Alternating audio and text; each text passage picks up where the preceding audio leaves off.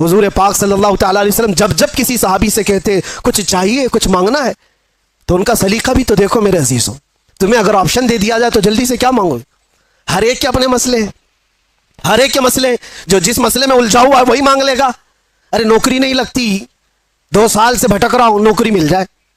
کسی کو چھوکری نہیں ملتی، وہ مانگ رہا ہے. یا جو چاہیے وہ نہیں ملتی، وہ مانگ رہا ہے. اسی میں ساری دنیا تمہاری، سارے عقل اسی کے اندر دنیا مانگنے کے لیے. اور 4 دن کی عیاشی ہے، اس کے بعد پھر پرانی ہو جاتی ہے. جس چیز کی بیس دنیاوی محبت پر ہوتی ہے، یاد رکھنا وہ بہت جلدی پرانی ہوتی، اس سے محبت بھی قائم نہیں رہ پاتی. اور جس چیز کی ابتدا اللہ کی رضا پر ہوتی ہے وہ دنیا میں بھی سلامت رہتی ہے، آخرت میں بھی سلامت رہتی، وہ اللہ محفوظ رکھتا ہے. اور صحابہ کیا مانگتے تھے؟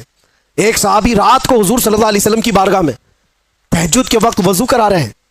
حضور نے خوش ہو کر کے پوچھا کہ کچھ مانگنا ہے تمہیں، کچھ چاہیے؟ آپ سوچو، مالک جنت جب یہ پوچھ رہا ہو کچھ چاہیے تمہیں، کچھ مانگنا ہے. صحابی رسول نے کیا کہا؟ یا رسول اللہ، اتنا چاہتا ہوں کہ جنت میں آپ کا ہم نشین بن جاؤں. آپ چاہیے، بس آپ کا ساتھ آپ ہوں بس میرے لیے. حضور نے فرمایا وضو کرتے ہوئے، اب غیر ذالک، اس کے علاوہ بھی کچھ اور چاہیے؟ یہ کون کہتا ہے جو پہلا دے چکا ہو تبھی دوسرا پوچھتا ہے؟ مرشد گرامی حضور تاج الشریعہ رحمۃ اللہ علیہ نے اسی لیے فرمایا نبی مختار کل ہیں، جسے جو چاہے بھری جنت ہبا کر دیں. نبی مختار کل ہیں، جسے جو چاہے عطا کر. ارے وہ رسول پاک صلی اللہ تعالیٰ علیہ وسلم کی بارگاہ میں سچ کہا ہے میرے مرشد نے، وہ دم میں جو چاہے جسے چاہے فرما روا کرتے ہیں. حضور پاک صلی اللہ تعالیٰ علیہ وسلم کی بارگاہ کے متعلق یہ کہا. سنو، حضور نے دوسری بار کہا کچھ اور چاہیے. اس صحابی نے اب یہ سوچنا تھا کہ ایک چیز تو مانگا اور حضور نے دیا ہوگا، اب دوسرا بھی کچھ مانگ لوں، دوسرا کچھ اور، ماں باپ، رشتہ دار، بیوی، بچے، ان کے لیے بھی کچھ مانگ لوں. نہیں، وہ صحابی ہیں. انہوں نے کہا یا رسول اللہ، دوسری بار آپ آپشن دے رہے، پھر میں یہ چاہتا ہوں کہ جنت میں آپ کا ساتھ چاہیے. حضور نے فرمایا اب غیر ذالک، اس کے علاوہ اور بھی کچھ چاہیے؟ یہاں دینے پر وہ نبی مختار اپنی جھولیاں پھیلائے ہوئے ہیں، لب واہ ہیں، آنکھیں ہیں بند، پھیلی ہیں جھولیاں، کتنے مزے کی بھیک تیرے پاک در کی ہے. مانگیں گے مانگے جائیں گے، منہ مانگی پائیں گے. سرکار میں نہ لا ہے نہ حاجت اگر کی ہے. شعر سمجھ میں آیا؟ یہ اعلیٰ حضرت کا شعر ہے. مانگیں گے مانگے جائیں گے، منہ مانگی پائیں گے، جتنا مانگو گے سب پاؤ گے. سرکار میں نہ لا ہے نہ حاجت اگر کی ہے. اس کا مطلب کیا ہے؟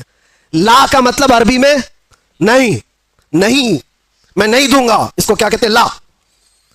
لا حضور کی عادت ہے ہی نہیں لا کہنا. کبھی حضور لا نہیں کہتے، نہیں دوں گا، یہ نہیں دوں گا. اور اگر، اعلیٰ حضرت بھی کیسے عشق رکھتے تھے. یہاں حضور کی بارگاہ میں لا تو نہیں کہا جاتا، اور یہ بھی نہیں کہا جاتا اگر تو کہے گا یہ تو دوں گا، اگر تو ایسا بنے گا تو دوں گا. حضور اگر پہ دیتے ہی نہیں. وہاں جو آیا جس طرح مانگا بھر بھر جھولی دے دی گئی. میرے کریم سے گر قطرہ کسی نے مانگا، دریا بہا دیے ہیں، دربے بہا دیے ہیں. مانگیں گے مانگے جائیں گے، منہ مانگی پائیں گے. سرکار میں نہ لا ہے نہ حاجت اگر کی ہے. اب سوچو، وہ صحابی کو تیسرا آپشن ملا ہے، اب بھی تو کچھ اور مانگ سکتے تھے. تیسری بار اس صحابی نے کہا یا رسول اللہ، مرافقتک فی الجنہ، جنت میں آپ کا ساتھ چاہیے. کیونکہ وہ صحابی جانتے ہیں تجھ سے تجھی کو مانگ کر مانگ لی ساری کائنات. اگر حضور کو مانگ لیا ہے، حضور کا ساتھ مانگ لیا، تو ساری چیزیں تو اللہ یوں ہی دے دے گا، صدقے میں سب آ جائیں گی. یہ مانگنا وہ مانگنا فلاں مانگنا کیا ضرورت ہے؟ نبی جب کسی کا ہو جائے تو پھر کائنات اس کی ہے.